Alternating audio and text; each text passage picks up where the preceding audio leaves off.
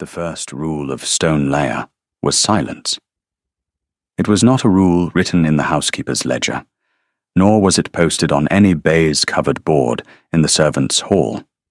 It was a rule delivered by atmosphere, by example, and at last by the thin, unsmiling mouth of Mrs. Selby herself. Cordelia Eversley, standing in the housekeeper's bare little parlour, felt the rule settle over her like a shroud. The room was cold, not only from the Cumberland wind that pressed against the window panes and found every gap in the old stone, but from a deeper, more deliberate chill that seemed to rise out of the walls. A single beam of watery afternoon light crossed the floor. The dust that turned within it was the only thing in that house, it seemed, permitted to move with any freedom. "Your name is Mary," Mrs. Selby said. It was not a question. "Mary Cole, from Kendal. Your character is adequate, though your hands are perhaps too fine for a housemaid." Cordelia kept her own hands clasped behind her back, the calluses from her last desperate position as a laundress, a sharp and secret rebuttal to the woman's verdict. She had chosen the name Mary Cole because it was plain, forgettable, everything she now needed to be. "Yes, Mrs. Selby." The housekeeper studied her a moment longer. She was a tall woman, narrow through the shoulders, her grey hair drawn back so tightly that it seemed to pull all expression from her face. There was no cruelty in her, Cordelia would learn. There was only a kind of frost, the frost of a person who had taught herself year upon year to feel as little as possible. "You will rise at 5, Mrs. Selby said. "You will black the grates. You will carry the coals. You will scrub the stone in the long gallery on your knees, and you will say nothing to the family. You do not speak to His Grace. You do not speak to Lady Cecily. If His Grace passes you in a corridor, you turn to the wall, and you wait until he has gone. Do you understand me?" "Yes, Mrs. Selby." "There is one rule above all others in this house." The housekeeper's voice did not rise. If anything, it grew quieter, and the quiet was worse than shouting would have been. "There is no music at Stone Layer. None. No singing, no whistling, no humming over your work as a foolish girl might. The pianoforte in the music room is shrouded and locked, and it will stay so. The master does not abide music in any form, and any servant who forgets, that finds herself put out upon the road by nightfall, character or no character. I have turned out 2 girls for it already. I will not be sorry to turn out a 3rd. Cordelia held very still. "May I ask why, Mrs. Selby?" It was the wrong question, and she knew it the moment it left her. But she had asked it on purpose. She needed to know how much the woman would say. Mrs. Selby's mouth thinned further. "You may not. A good servant does not ask why. A good servant obeys, and keeps her place, and is grateful for a roof." She turned to the window, and for one unguarded instant, something passed over her hard face, something that was almost grief, and almost anger, and almost neither. "The mistress is 18 months in her grave," she said, to the glass, rather than to Cordelia. "That is all you need to know of it. We do not sing here. We have nothing left to sing about." She did not weep. Cordelia understood, watching her, that Mrs. Selby had long ago learned the cost of weeping, and had decided it was a luxury beyond a housekeeper's wages. So this was Stone Layer, a great house among the high Cumberland fells, grey as the stone it had grown from, set with its back to the mountains, and its long face to a lake that lay flat and pewter-coloured under the autumn sky. A house in mourning, a house that had forbidden itself the one thing that had ever truly belonged to Cordelia Eversley. She had been singing since before she could speak in full sentences. Her mother had taught her the old airs of the Dales and the Borders, ballads that had been carried mouth to mouth for 200 years, songs no one had ever written down. When her mother died, the songs were all she had been left. When her father died, ruined and disgraced and broken in spirit, the songs had been the only thing the creditors could not take, because they could not find them. They lived in her throat. They lived in her chest. They were the last unsold acre of the inheritance she had lost. And she had come here, to the one house in England where they were forbidden, because somewhere within these grey walls lay the proof that her father had been an honest man. She had not come for revenge. She wanted that understood, even if only to herself. She did not want to ruin anyone, did not want to watch a man fall. She wanted one thing only, the thing that the world had taken from a dead man who could no longer ask for it. She wanted his name returned to him. She wanted it said aloud, by someone the world believed, that Edmund Eversley had never stolen a shilling in his life. For that, she would scrub stone on her knees and answer to the name of a stranger, and hold her singing behind her teeth like a stone she was forbidden to set down. "Bess will show you the attic where you'll sleep," Mrs. Selby said, dismissing her. "Mind you keep to the back stairs. And Mary." "Yes, Mrs. Selby. Those fine hands of yours." The housekeeper looked at her, and there was no warmth in the look, but there was something almost like a warning, almost like pity. Whatever they were before, they are a housemaid's hands now. See that you do not forget it. This house does not forgive people for being more than they appear. You have no idea, Cordelia thought, lowering her eyes. You have no idea at all. In the first weeks, she learned the house the way a prisoner learns a cell, by inches, by routine, by the small mercies and the smaller cruelties of each day. She came to know that Mrs. Selby counted the silver at 9 each morning, and again at 9 each night.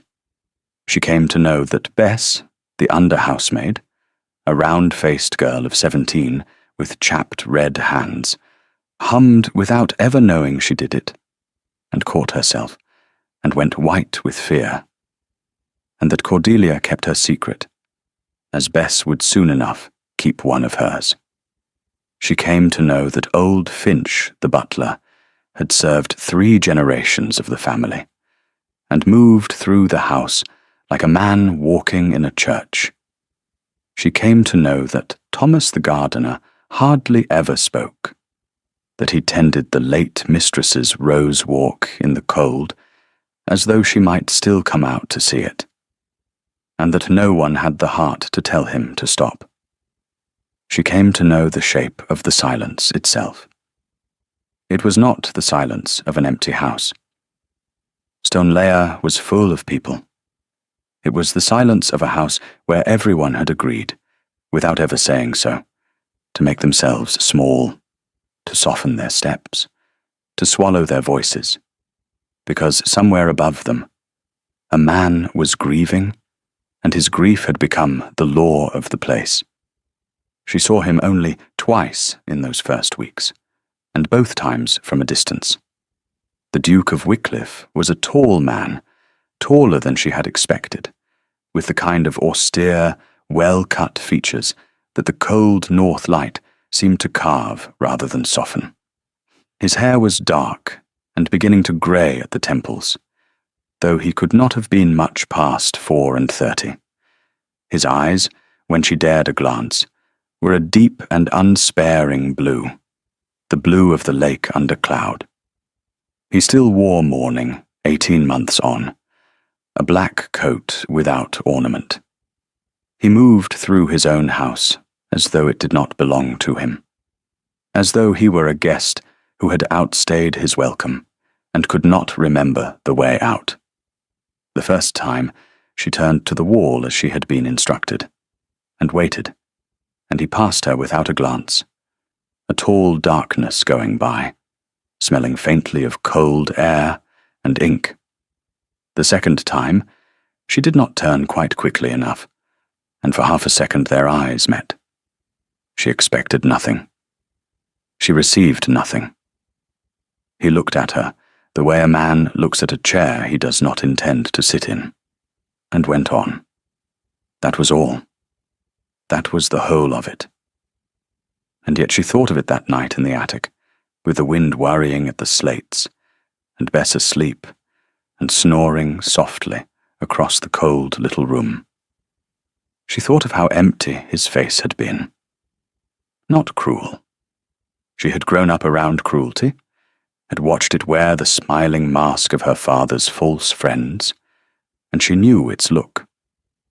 The Duke's face had not held cruelty.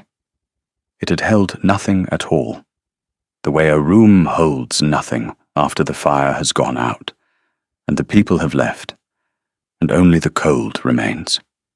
There was a child in the house too. Lady Cecily, the Duke's daughter, 6 years old. Cordelia saw her sometimes at the turn of the great staircase, a small grave figure in mourning grey, always in the keeping of a stern nurse named Mrs. Tupp. The child never ran. The child never called out. Cordelia, who had been a noisy and a happy little girl once in a house that was gone now, found something in the sight of that silent child that hurt her more than anything else at Stoneleigh. A child of 6 ought to be a kind of weather, a small storm of noise and want and joy. This child was a held breath. Once, passing on the back stairs, Cordelia heard the nurse say, in the flat, hard voice of a woman repeating a lesson, "We do not raise our voices, my lady. We do not sing. You know what your singing did. You know what your singing did." Cordelia carried those words with her for a long time after. She did not yet understand them. She would. The proof she had come for was in the East Wing. She was almost certain of it. The East Wing was the late Duchesses, and the East Wing was forbidden. Mrs. Selby had told her so on the first day, in the same breath as the rule about singing. The mistress's rooms were kept exactly as they had been left. They were dusted once a month by Mrs. Selby herself, alone, with the door locked behind her. No one else went in. No one else was permitted to go in. The Duke had not crossed the threshold since the day his wife was buried. But the Duchess, Cordelia had reason to believe, had known the truth. The Duchess had been the one person in all of England who had begun, before she died, to set the wrong right. Cordelia knew it because of a letter. A single letter, water-stained and travel-worn, that had come to her father's lodgings in the last bad winter of his life, when they had nothing left but each other, and a few sticks of furniture the bailiffs had not yet carried off. She had read it to him by candle stub, because his eyes had failed. It had been signed only with an initial, an H, but it had spoken plainly enough. It had said that the writer had come to understand a great wrong had been done to him. It had said that the writer was gathering what was needed to undo it, that it would take time and care and discretion, that it touched a person very near to her, and must be managed gently for the sake of others. It had begged him only to live, and to wait, and to trust that justice, though slow, was coming. Her father had wept when she read it, the first hope he had shown in 3 years. And then, before the spring, before the slow justice could arrive, he had died, with the letter under his pillow, and her name on his lips. It had taken Cordelia a year and a great deal of patient, frightened inquiry to learn who H had been, to learn that the Duchess of Wycliffe, born Helena Branford, had quietly retained a man of business in the months before her death to look into certain old transactions, to learn that the Duchess had died of a fever that took her in a fortnight, suddenly, before anything was concluded, and to learn the one fact that had brought Cordelia north under a false name to scrub a stranger's floors, that the Duchess's brother, Mr. Reginald Branford, the very man whose ledgers had once destroyed Edmund Eversley, was now installed at Stoneleigh, the trusted manager of a grieving duke's every affair. Whatever Helena Branford had gathered, it was here, in her rooms, in her papers, behind a locked door in a forbidden wing of a silent house. Cordelia only had to find a way in. She held her singing for 41 days. She counted them as she counted everything now, because counting was a way to keep from breaking. 41 days of swallowing the airs that rose in her throat over the washwater, of clamping her teeth on the boarders' ballads that wanted out of her when the work was hard, and the morning was black and cold. 41 days of being only her hands, her knees, her aching back, and never her voice. On the 42nd day, she forgot herself. It was very early, before 5 even, the house still wrapped in the last dark of an October morning.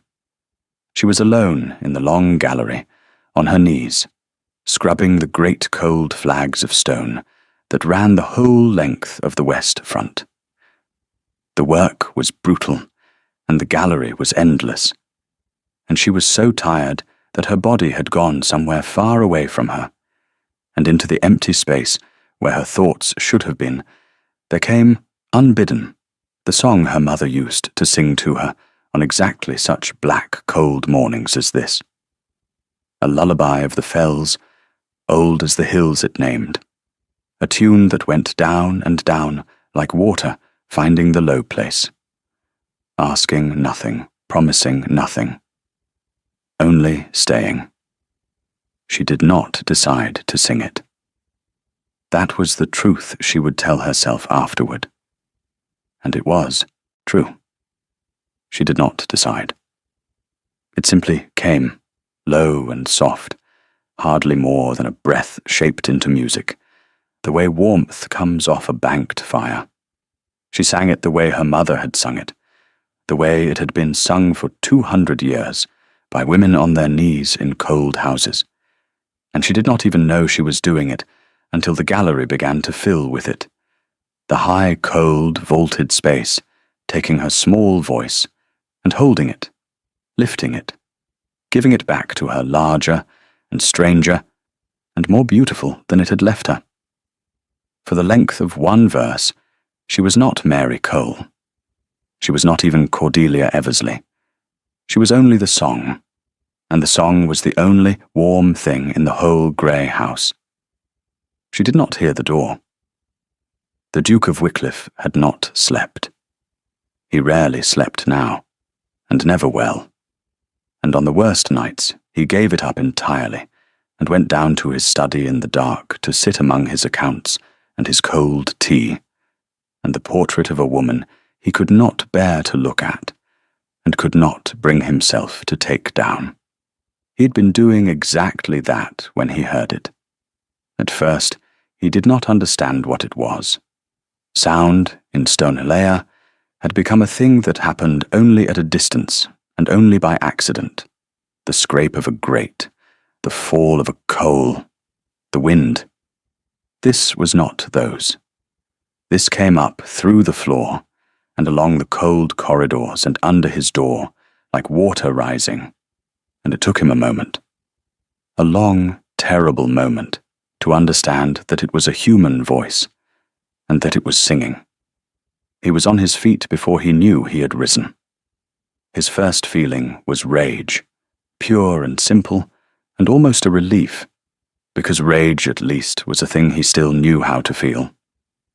Some servant, some foolish girl who had not been told, or had not believed, or did not care. He would put her out. He would put her out at once, this very hour, into the dark and the cold. And he would not be sorry, because the rule was the rule, and the rule was the only wall standing between him and the thing he could not afford to feel. He went out into the corridor to do it. And then he heard what she was singing. He knew the tune. Of course he knew the tune. Helena had sung it. Not this song exactly, but its sisters, the old airs of the high country she had loved, the ones she had brought into his cold southern blood, like a window thrown open in a shut room. She had sung them to Cecily. She had sung them to him in the early years, in the dark, her voice against his shoulder, and he had not understood, fool that he was, that a man could be given a thing so quietly that he never noticed he had it until it was taken away. He came to the gallery door, and he stopped. The maid was on her knees with her back to him, a brush forgotten in her reddened hand, and she was singing into the empty dark, as though the dark were a child she was putting to sleep. She did not know he was there. There was no performance in it, nothing offered, nothing asked. It was the most private thing he had ever witnessed, a person entirely alone with the only beautiful thing she owned. He meant to speak. He meant to end it. He stood in the doorway with the words of dismissal cold and ready in his mouth, and the song went down and down like water finding the low place, and something in his chest that had been frozen for 18 months gave a single terrible crack, the way a frozen lake cracks in the thaw, a sound like a shot, a sound like grief, a sound like the first unbearable promise of spring. He did not speak. 1 breath, 2, 3. He stood, and he listened to a servant break his most sacred rule, and he did nothing, because to stop her he would have had to use his voice, and he was no longer certain that his voice would obey him. He listened to the end of the verse. He listened to the small, held silence after it. And then, before she could turn, before she could see him, and the song could become a thing that had happened between two people, instead of a thing that had simply happened, he turned and went away down the corridor as silently as he had come, and he was shaking, and he did not understand why, and he hated her. And he could not have said for the life of him whether he hated her for singing or for stopping. She found out within the day that someone had heard. It was Bess who told her, white-faced, in the scullery. "Mrs. Selby knows," the girl whispered. "She knows somebody sang in the gallery this morning. Old Finch heard it from his room and told her, thinking it was one of the village girls come early. She's in a temper like I've never seen. She's going to find out who, and she's going to turn them out, Mary. I swear she is. She means it." Cordelia's hands did not shake, though she felt the cold go through her. 41 days of silence, and on the 42nd she had thrown it all away. If she was turned out now, she would never get into the East Wing. Her father's name would stay where it lay, in the mud the world had thrown over it, forever. "Did anyone see who it was?" she asked, keeping her voice level. "No," Bess said. "That's the only mercy. Finch only heard. Nobody saw. But Mary, if she asks you, you can't lie to her. You mustn't. She'll know." "I have done nothing but lie since I came to this house," Cordelia thought. "One more will not damn me." Mrs. Selby assembled the female servants in the hall that afternoon, and walked the line of them like an officer, and asked each one, looking into each face, whether she had sung that morning in the gallery. And each girl said no, and Cordelia, when her turn came, looked into the housekeeper's frost-grey eyes, and said, in a voice she made flat and stupid and frightened, "No, Mrs. Selby. I was carrying coals at the back, Mrs. Selby." And Mrs. Selby looked at her a long moment, a moment in which Cordelia was certain, that the woman saw straight through her to the bone. But the dismissal did not come. It was only later, much later, that Cordelia understood why. It was only later that she learned the Duke had sent down a single line by his man that morning, before Mrs. Selby had even begun her inquiry. The line had said, "The matter of the gallery is closed. There will be no inquiry and no dismissal. See that you understand me." She did not know it then. She knew only that the axe had been raised and had not fallen, and that for some reason she could not name, the most silent and grieving house in England had decided to let her live. We'll take a very short break. If you don't want to miss new stories, please subscribe to the channel. The old woman found her 3 days later. Cordelia was in the small parlour off the south corridor, on her knees again, this time at the grate, her arms black to the elbow, when a voice behind her said, "Dry as autumn leaves. You are the one who sings." She turned. In the doorway, leaning on an ebony cane, stood the most magnificent old woman Cordelia had ever seen. She was tiny and bent, and her face was a map of every year she had lived, but her eyes were black and bright and entirely without mercy, and she was dressed in deep violet silk that had not been fashionable for 40 years, and did not care. This was the Dowager Duchess of Wycliffe, Cornelia, the Duke's grandmother. Cordelia had heard of her, that she kept to her own rooms in the south of the house, that she was very old and very sharp, and that the family went in some awe of her. But she had never seen her, for the dowager did not trouble herself to walk among the servants. Cordelia scrambled up and dropped a curtsy, her heart going hard. "I beg your pardon, your grace. I do not, I have never, I would not dream of—" "Oh, do be quiet," the old woman said, not unkindly. "You are a dreadful liar when you try, which I find rather reassuring. It means you are honest by nature, and only lying by necessity. I have always preferred that sort to the other." She came into the room, her cane tapping the boards, and lowered herself into a chair as though she were doing the chair a favour. "Sit down, girl. Not there. There. I am 81 years old, and I will not crane my neck up at you like a hen." Bewildered, Cordelia sat on the edge of the chair indicated. "Now." The dowager folded her ancient hands on the head of her cane, and fixed Cordelia with her black, bright eyes. "I have not heard music in this house in 18 months. I had begun to think I should die without hearing it again, which I confess I minded a great deal, having always found a silent house to be a coffin one has not yet had the courtesy to be buried in. And then, 3 mornings ago, before light, I lay in my bed, and I heard a girl singing one of the old fell airs in the gallery, and I am told by my maid, who hears everything, that it was the new housemaid, the one with the fine hands, the one called Mary Cole. She let the name fall and watched it land.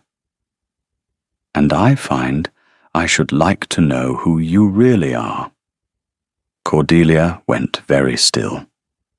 1 breath, 2, 3. "I am Mary Cole, your grace," she said, "a housemaid from Kendal." Said the dowager. "And I am a milkmaid from Carlisle." She smiled, and it was a frightening smile, all the sharper for being genuine. "Child, I have spent 81 years in rooms full of people pretending to be what they are not. It is the only entertainment the gentry has ever reliably provided. I know a born lady when one curtsies to me, no matter what she has done to her hands. I knew it the moment you turned around. The question is not whether you are hiding. The question is why, and from whom, and whether I ought to be afraid of you. It was the moment to decide. Cordelia knew it. Everything in her training, everything in the long cold months of caution, told her to deny, to weep, to play the frightened servant. And something else in her, something older and more stubborn, the thing her father had given her along with the songs, told her that this old woman was the first ally she had found in a friendless house, and that allies were not to be thrown away. She made the decision that would change everything. She did not tell the whole truth, but she told a true thing. "You need not be afraid of me, Your Grace," she said quietly. "I have come to this house to right a wrong that was done to my family, not to commit one. I want to take nothing that does not belong to me. I want only to recover something that was stolen, and that the law and the world have agreed to forget. I am sorry to lie to you. I have lied to everyone here, and I am ashamed of it, and I would give a great deal to be able to use my own name. But if I used it, the man who wronged my family would put me out of this house within the hour, and I would lose my only chance. So I am Mary Cole, and I would beg you, with whatever a housemaid may beg, to let me stay Mary Cole a little longer." The old woman looked at her for a long time. The fire ticked. The wind found the window. "Helena would have liked you," the dowager said at last, and her dry voice had gone, for one instant, rough. "My granddaughter by marriage. She was a creature exactly like you, all dignity and stubbornness and music, and she was the only person in this family worth a damn in 3 generations, my grandson included. And I have not been able to say her name aloud since they put her in the ground. She rapped the floor once with her cane, hard, as though striking the grief away. Very well, Mary Cole. I do not know you're wrong, and I do not yet know you're right. But I know a liar who lies for a good reason, and I am too old and too bored to turn one away. You will come to me of an evening, and you will sing the old airs, since no one else in this mausoleum will, and in exchange I will be your friend, which you will find is worth more in this house than you presently imagine. Now go and wash your dreadful hands. You are getting soot on my chair." Singing for the dowager became the secret heart of Cordelia's days. In the old woman's overheated, overcrowded rooms, full of 40 years of accumulated treasures, and the smell of beeswax and dried lavender, Cordelia was permitted to be, for an hour each evening, almost herself. She sang the Borders ballads, and the fell airs, and the old laments, and the dowager listened with her eyes shut, and her ancient face slack, and sometimes a tear ran down into the folds of her cheek, and neither of them remarked on it. And the dowager, in return, talked. She talked of the family, of the dead duke and the dead duchess, of her grandson, who had been a warm and laughing boy once, before the world had taught him that warmth was a wound. She talked of Helena. She loved him, the dowager said one evening, of the duke and his dead wife. And he loved her, in his guarded way, more than he ever let her see, which is a thing I have told him to his face, and which he will not forgive me for. They were happy. Not always, no one is always, but truly. And then she took a fever, in the space of a fortnight, in the spring, and she was gone, and he has been a stone ever since. He forbade the music because she was the music. He thinks that if he silences the house, he can stop the bleeding. He is wrong, of course. You cannot stop bleeding by refusing to look at the wound. But men are slow, child, and dukes are slowest of all, and grief makes fools of the cleverest of us. She opened her black eyes. Do you know what frightens me most? It is not him. It is the child. Cecily. Cordelia had thought of the silent child often. She stopped speaking when her mother died, the dowager said. Not all at once, by degrees, as though she were following her mother out of the room one step at a time. Now she barely speaks at all, and she never sings, though Helena had her singing the little airs from the time she could stand. That dreadful Tup woman told her in her grief some monstrous thing, that her singing had tired her mother, that her noise had made her ill. A lie, a cruel, stupid, grieving lie, and the child believed it, and now she carries it. She thinks she sang her mother to death. The old woman's voice shook. 6 years old, and she thinks her own voice is a poison. And my grandson is too lost in his own pit to climb out and tell her otherwise. So she goes silent, and he goes silent, and the house goes silent, and I sit here, and I wait to die in the quiet. The dowager was quiet a while. The fire spoke for both of them. You ask a great many careful questions for a housemaid, she said at last, but there was no edge in it, only a kind of tired amusement. Helena was the same. She would sit where you are sitting and turn a thing over and over until she had seen every side of it. She had been turning something over at the end. I never learned what. She kept her papers in that little writing desk in the east wing, the rosewood one with the brass lock. And after she died, my grandson had the room shut up and would not have it touched. There are letters in there, I think. Things she meant to set right and never had the time for. A debt to pay that was not her own, she said to me once, near the end. And then the fever took her, and she said nothing more. Cordelia kept her hands still in her lap. She kept her face the face of a servant who has heard a sad thing about a kind lady, and is sorry for it. Inside, every nerve had drawn to a single point. The east wing, the rosewood desk, the brass lock, a debt that was not her own. It must grieve you, she said evenly, that the room stays shut. Everything in this house stays shut, the old woman said. That is what I have been telling you. Cordelia went to the child the next morning. It was a risk. She had been forbidden to speak to Lady Cecily. But Cordelia Eversley had begun, somewhere in these grey weeks, to find again the woman she had been before the world broke her, and that woman had never been able to leave a wounded thing alone. She found the child in the cold nursery, alone for once. The nurse gone down to her breakfast, sitting at the window with her small hands folded in her lap, looking out at the lake with an old woman's patience in a 6-year-old's face. Cordelia did not speak to her of singing.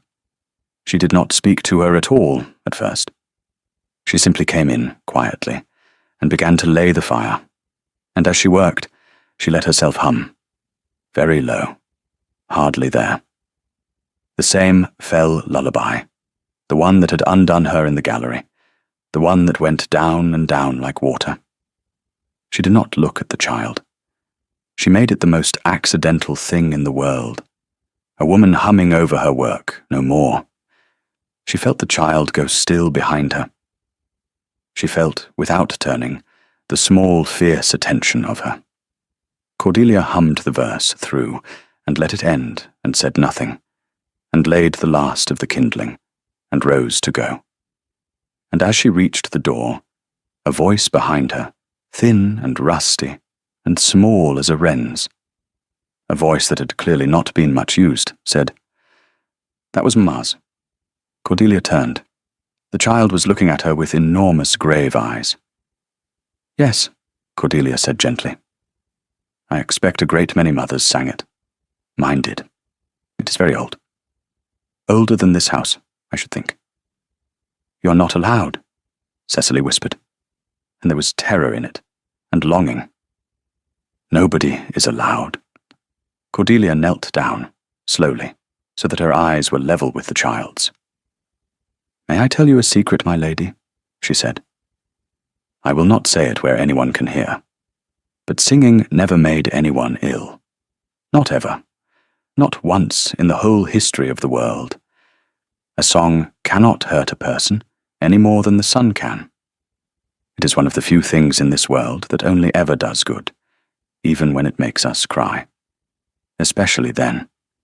She paused. "Your mother loved to hear you sing. I am quite sure of it. I think it was one of the happiest sounds she ever knew."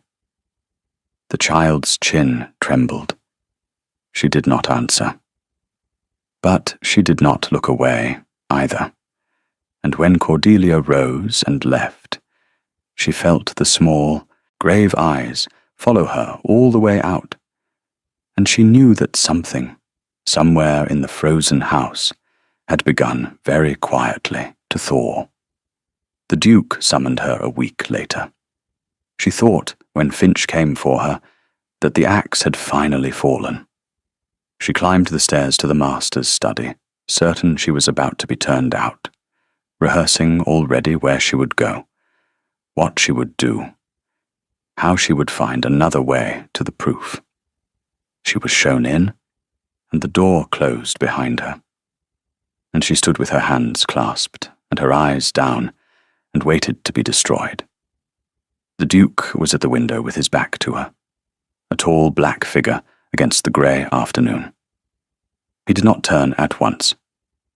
The silence stretched. "You sing to my daughter," he said at last. It was not a question. His voice was low and rough, a voice that did not get much use. "Your Grace, I do not deny it." He turned then, and his deep blue eyes found her, and she saw to her astonishment that there was no rage in them. There was something far more dangerous. There was need, naked and barely governed, the need of a man holding shut a door behind which something is screaming.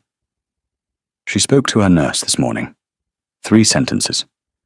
She has not given that woman 3 sentences in a year.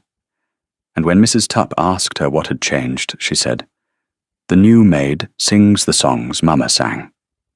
He came toward her slowly. "I forbade music in this house. You know that. Everyone knows that. It is the only law I have left the strength to make. And you broke it, in my own gallery, under my own roof, and again in my own nursery, to my own child. By every right I have, I should have put you out in the dark a month ago." "Yes, Your Grace," Cordelia said. She lifted her eyes to his, because she found, suddenly, that she could not lie to this man with her gaze on the floor, and because she had decided, in that instant, to make the second decision that would change everything. "And yet you did not. You heard me in the gallery, and you closed the inquiry, and you let me stay. So perhaps, Your Grace, you do not believe in your own law as wholly as you wish to." It was insolent. It was the kind of thing a housemaid was hanged for, near enough. And the Duke of Wycliffe stood very still and looked at her, and something moved at the corner of his mouth. Not a smile, the almost of one. The first, almost, she would later think, in 18 months. "You are not what you appear to be," he said quietly. Her heart stopped. "I am a housemaid, Your Grace. No housemaid I have ever known looks a duke in the eye and tells him his own laws are a sham." He studied her, and there was no menace in it, only a kind of weary wonder, as though she were the first interesting thing to enter his house in a year and a half. Who taught you the fell airs? My mother, your grace. And where is she now? Dead, your grace. Some years. He nodded slowly. He understood that kind of answer. He had a great many of them himself. My wife sang them, he said, and the words seemed to cost him something enormous, to be dragged up from very deep. She was not from this country. She came to it as a bride, and she made it hers. She used to say the songs were the truest thing in the north, that you could lose everything else, the land, the money, the name, but you could not lose a song, because a song lives in the body, and the body goes with you. He stopped. He had said more in those few sentences, Cordelia would learn, than he had said of his wife to any living person since the day she died. When she died, I could not bear the sound of them. I cannot bear it now. And yet, Cordelia said softly. And yet I stood in that gallery, and I listened to you to the end, he said, and it was the first morning in 18 months that I felt anything at all but cold. So I find, Miss Cole, that I do not know what to do with you. I cannot keep the rule, and keep you both. And I have discovered that I am not willing to lose the only sound that has reached me since I buried my wife. He turned back to the window, as though he could not say the next part to her face. You will sing to my daughter, quietly, in the nursery. You will not noise it about the house, and you will come, of an evening, to the music room, and you will sing to me. That is all. I ask nothing else of you, and you may refuse it without fear of dismissal. You have my word. But I am asking. It should have been a triumph. It was the very thing she had not dared to hope for, the trust of the master of the house, a place close to him, a path that might lead anywhere. And Cordelia stood in that cold, beautiful room, and looked at the back of the grieving man, who had just shown her the worst of his wound, and felt for the first time since she had come to Stoneleigh under a stolen name, the thing she had not bargained for and could not afford. She felt for him. I will sing to you, your grace, she said. That was how the thaw began. It came on as the winter did, slowly and then all at once, a hard frost giving way by inches to a wet, wild northern spring. Cordelia sang to Cecily in the mornings, and the child began to answer. A word, then a sentence, then one extraordinary day, a whole verse of a song, in a small, wobbling, unpracticed voice, while Cordelia held her face very still so as not to frighten the moment away. And Cordelia sang to the Duke in the evenings, in the music room, with its shrouded furniture, and its locked pianoforte, that he had ordered unlocked and uncovered at last. And as the weeks went by, he began to talk to her between the songs.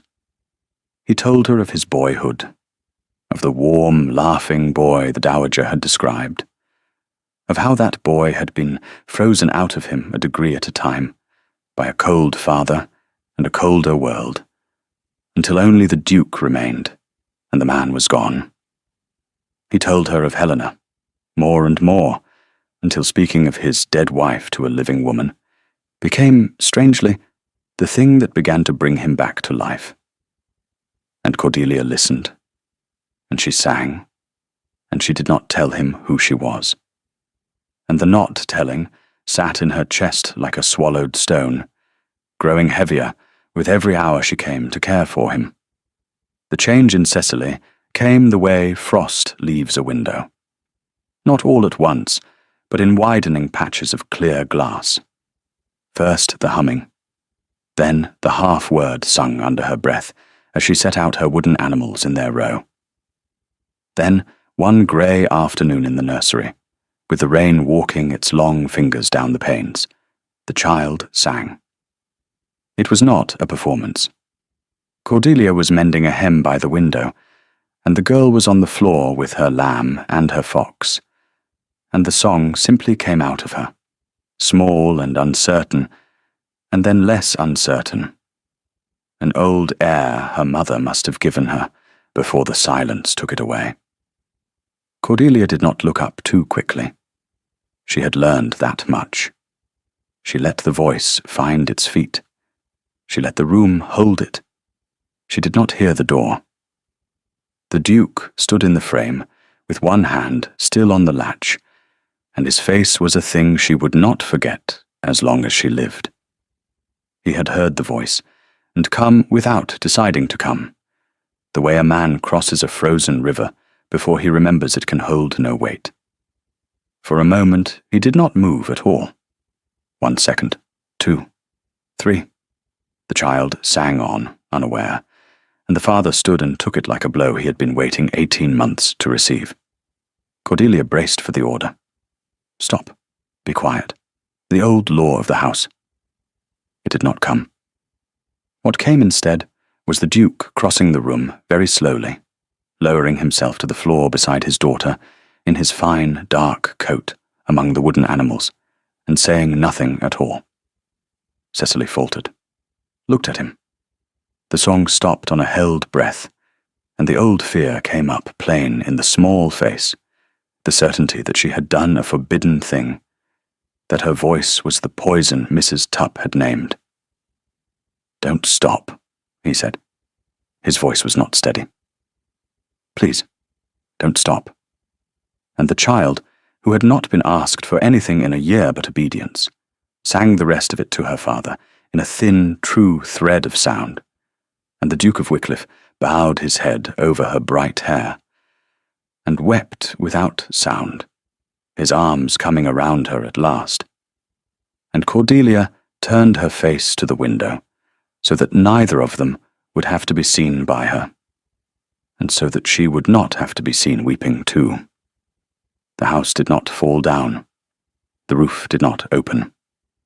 A child sang, and was held, and the silence that had ruled Stonelayer for a year and a half cracked clean across, like ice in a thaw. Later, in the corridor, he stopped her. He had mastered his face again, but not his eyes. You did that, he said. She did it herself, Your Grace. No. He looked at her a long moment. I have lived in this house, going on 2 years, and I could not give her back her voice. You did it in a season. Who are you, Mary Cole? It was the question she had dreaded above all others, asked gently, asked by the one person whose good opinion she had come to need more than she had any right to need it. The truth rose in her throat. Her father's name, Kendall, the locked desk, all of it pressing to be spoken. She swallowed it down. No one, Your Grace, she said. A servant who is fond of the child. He did not believe her. She watched him not believe her. But he let it stand, because he wanted it to stand, because the alternative was to lose the one warmth that had come into his house in a year. And so they both agreed in silence to the lie, and the swallowed stone in her chest grew heavier by another degree. There was an evening, late, when she found him not in the music room, but in the dark beside the uncovered pianoforte, his hand resting on the keys without pressing them, his head bowed. He did not hear her come in. She saw, before he knew himself observed, what no one else at Stonelayer was permitted to see. The Duke of Wycliffe, with his guard entirely down, a man weeping silently in the dark for a woman 18 months dead, his shoulders shaking, one finger pressing at last a single soft note that hung in the air, and would not stop. She should have withdrawn. Instead, she crossed the room quietly, and she did not touch him, did not presume so far, but she stood near him in the dark, and she began very softly to sing. Not a lament, the lullaby, the one that went down and down like water, finding the low place. She sang it to him the way her mother had sung it to her, the way Helena must have sung it to Cecily, the oldest comfort in the world, asking nothing, promising nothing, only staying. And the Duke of Wycliffe wept, and let himself be wept, and did not send her away. When the song ended, he said, without lifting his head, in a voice that had broken entirely open, "Nathaniel." "Your Grace?" "My name," he said. "It is Nathaniel. No one has used it in so long I had begun to forget I had one. I should like—" He stopped. He lifted his head and looked at her, and his face in the dark was the face of a man who has decided to stop being a stone, whatever it costs him. "I should like to hear it again. From you." She knew what she was doing. She knew it was a precipice. She said it anyway. "Nathaniel." The word fell into the dark between them, like the soft single note still hanging in the air, and changed everything, and could not be unsaid. It was Reginald Branford who broke the spell, as such men always do. Cordelia had been careful of him from the first.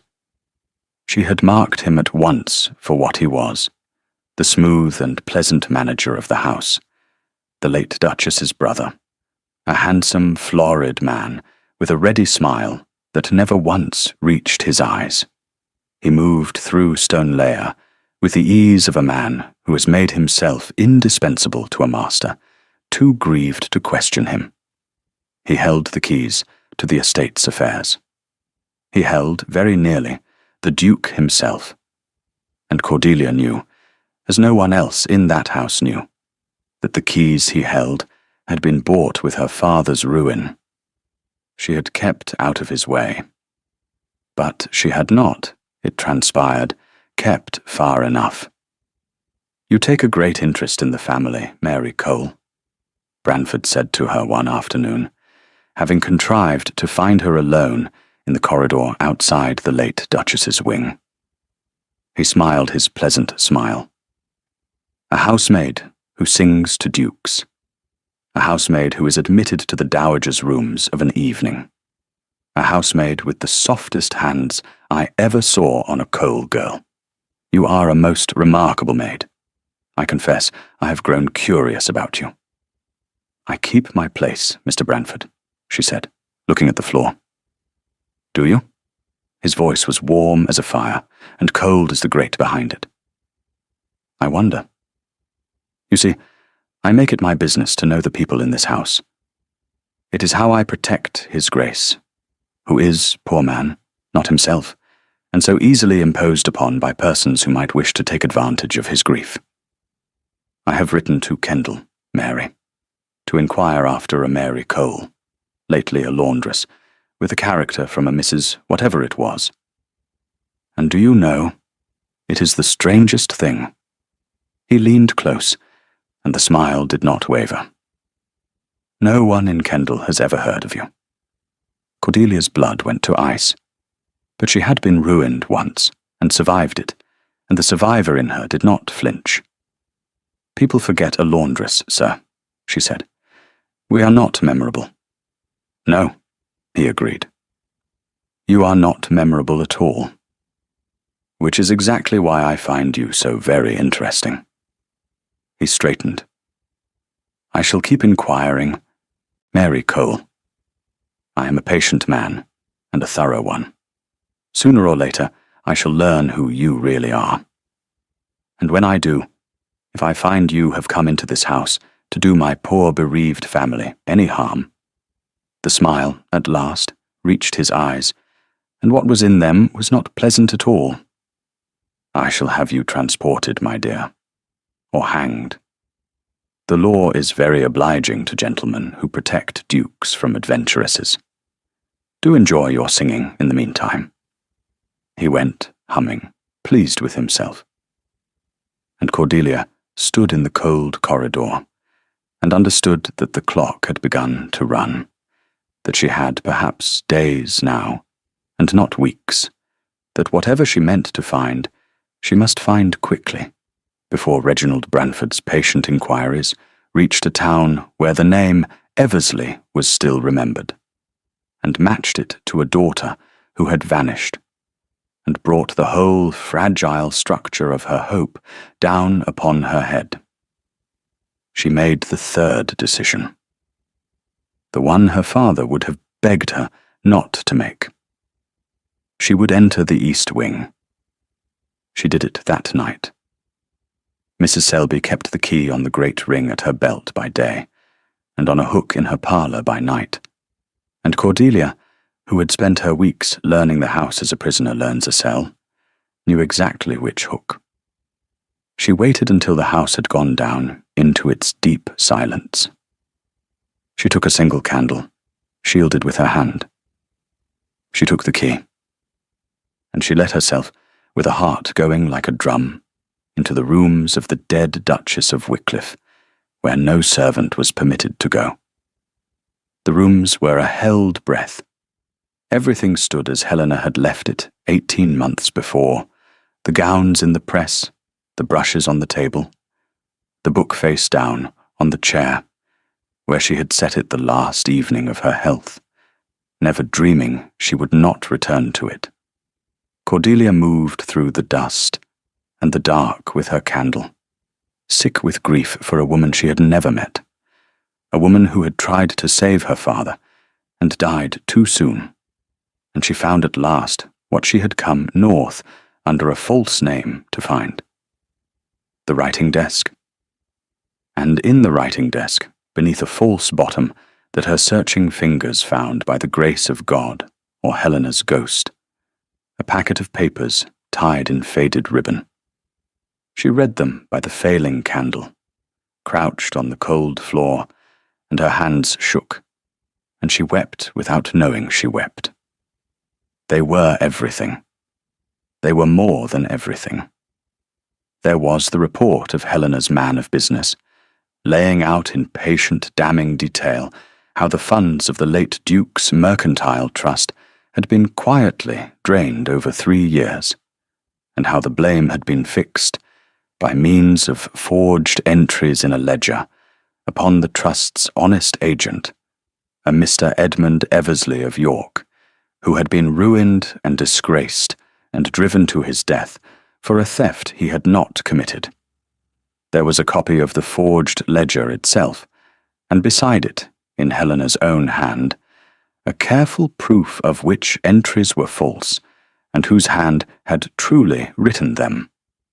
And there was a letter, unfinished, in Helena's hand, addressed to her husband, that began, "My dearest, by the time you read this, I hope to have set right a wrong that has lain on my conscience and my family for too long. My brother Reginald has done a terrible thing, and I have known of it longer than I can bear to confess, and I mean at last to undo it, whatever it costs us, because I will not have an innocent man's children pay for my brother's sin." The letter broke off there. The fever had taken her before she could finish it.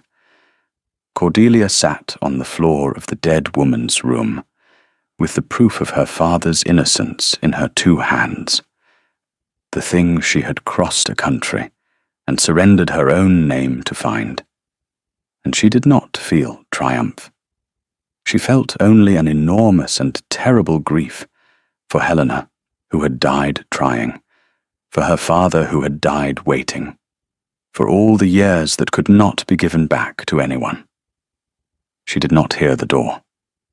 She had not heard the door once, in all her time at Stoneleigh, when it mattered most. "I knew you were a thief," said Reginald Branford from the doorway, with a candle of his own, and no smile at all. "I did not know you were such an ambitious one." The reckoning came the next morning, and it came, as the Dowager had foretold long ago, in the heart of the house itself. Branford had not destroyed the papers in the night, and Cordelia would wonder ever after why. Perhaps he had not dared touch them alone in his dead sister's room. Perhaps some last thread of conscience had stayed his hand.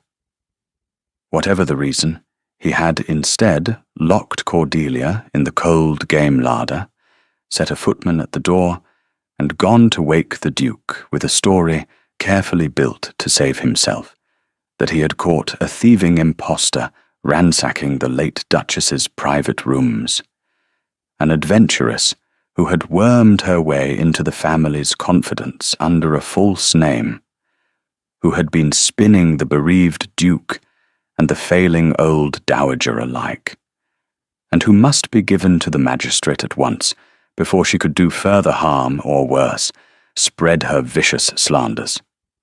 And so they were all assembled when Cordelia was brought up under guard into the great cold morning room.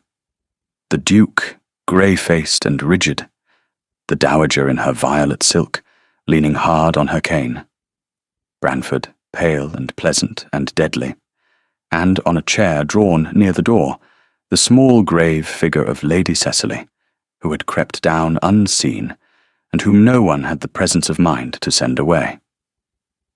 "This woman," Branford said, "is not Mary Cole. There is no Mary Cole.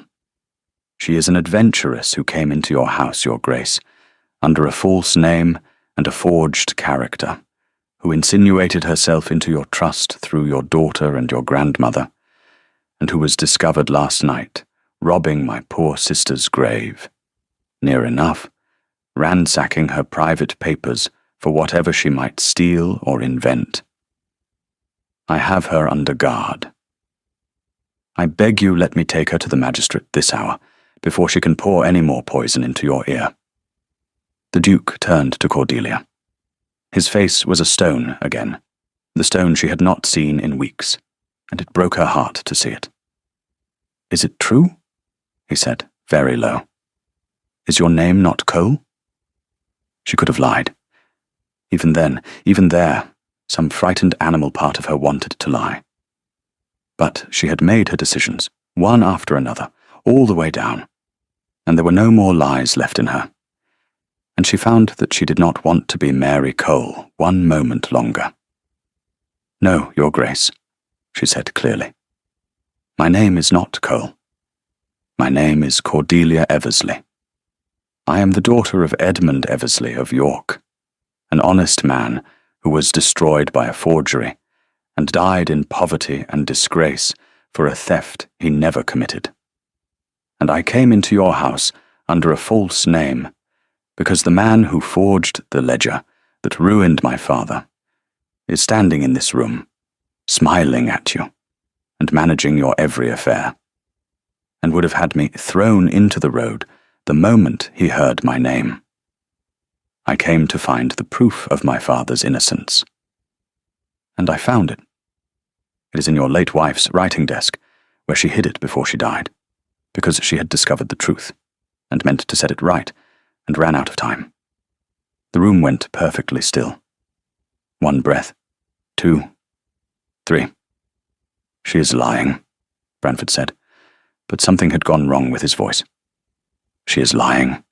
It is the desperate slander of a thief, Your Grace. You cannot—" "My sister kept papers in her desk," the Duke said slowly, not looking at him. "You told me there was nothing in those rooms of any consequence. You told me, when I could not bear to go in, that you had seen to it all." "There was nothing," Branford began. "Send for the desk," the Duke said. It was the dowager who broke it in the end. While the footman went for the writing desk, while Branford's pleasant face came apart by slow degrees into something old and frightened, it was the old woman who rose, trembling on her cane, and crossed the room, and stood before her granddaughter-in-law's accuser, and looked up into his ruined face with 81 years of pitiless sight. "I loved Helena," she said. "And Helena loved you, Reginald. God help her, her wicked brother. She loved you to the end, and could not bear to expose you. And it killed her, I think, the carrying of it. You sat at her funeral and wept, and all the time you knew. You let an innocent man rot in his grave to keep your own neck out of the noose. And you came into the house of the sister you betrayed, and you ate at her husband's table, and you dandled her child upon your knee. Her voice did not rise. It did not need to. I have lived a long time, and I have known a great many wicked people, and I tell you that the worst of them are not the monsters. The worst of them are the men who smile. You poor frightened thing. You poor small frightened thing. What did you do it for? Money you have spent, and pleasures you have forgotten, and a fear that has eaten you alive for 20 years. Was it worth my Helena? Was it worth 1 hour of her? And Reginald Branford, the smiling man, put his face into his hands and made a sound that was not pleasant at all, and did not deny it, and that was the end of him. The papers, when they came, said the rest. It did not end in triumph. The Duke read his dead wife's unfinished letter, standing at the window, with his back to them all, and when he turned, his face was wet, and he did not trouble to hide it. He had the forged ledger, and Helena's proof, and the man of business's report, sent to the family solicitor that same day. And within the month, the name of Edmund Eversley was cleared, formally and publicly, in the records of the court that had destroyed it, and the trust restored to his heir what could be restored of his fortune, which was a part, never all. Reginald Branford was not hanged. The Duke, for the sake of his dead wife, who had loved her brother to the last, did not press for the rope. Branford was sent away, ruined, stripped, broken, to live out what years remained to him on a small remittance in a far place where no one knew his name, which, for a man who had built his whole life upon his name, was perhaps a harder sentence than the gallows. He went without protest. He had stopped somewhere in that cold morning room, pretending to be anything at all. Cordelia did not feel the joy she had imagined all those months on her knees in the cold. Her father was still dead.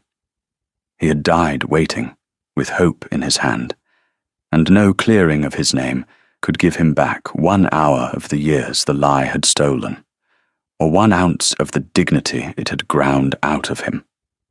That could not be undone. The world did not, in the end, give back what it took.